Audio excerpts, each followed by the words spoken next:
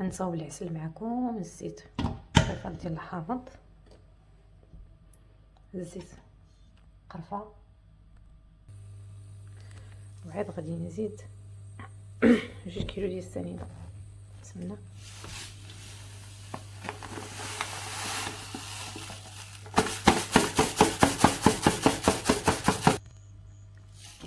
وها الثانيه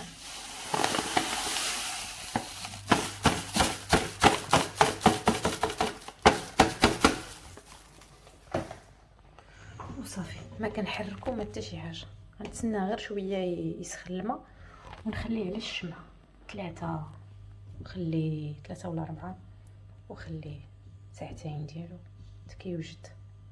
تسنى دابا غير يسخن شويه وصافي، وكتخليوه وقت ما حتى كيبان لكم هاد الحامض تعسل.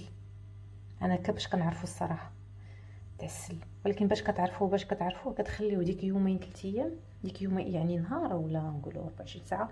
كيبرد العسل، من كيبرد كتشوفوا ديك الساعه الا كان خاطر. المهم غنوريه لكم الا كان خاطر، راه خاطر راه مزيان.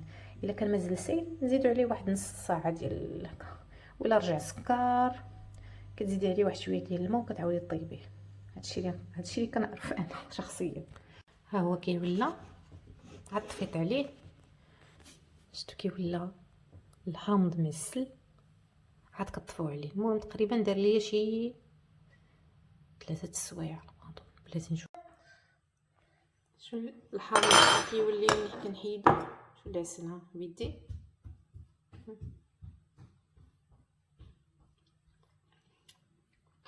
صراحه بنين. شوف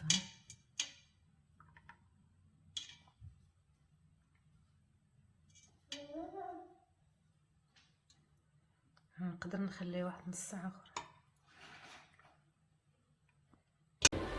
ها هو العسل، نوريكم العسل بعد ما زدت ليه نص ساعه ديال الطياب. ها واش شتي دابا هذا واجد وزوين. شوف كي خاطر هذا صافي واجد. دابا انا هكاك علاش من الاحسن ديما العسل ديرو قبل بسيمانه، باش شو دابا هذا زدت فيه الطياب 2 المرات. ما عرفت علاش دارها ليا. نورمالمون كنخليه ديك على الشمعه، منين كيطيب كيولي هذا الحامض.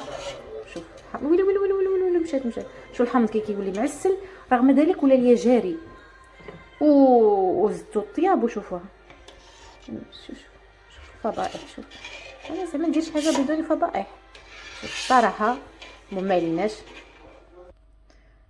المهم شوفوها 2 معلقات. شوفوها واه دابا هذا واجد البريوات واجد المهم انا ان شاء الله غندير غير الشباكيه وغنشارك معكم ان شاء الله حاول هاد السيمانه، حيت يقدر رمضان غيكون نهار الاربعاء. ايوا باذن الله تعالى الواحد يديرها قبل باش يوجد كلشي. المهم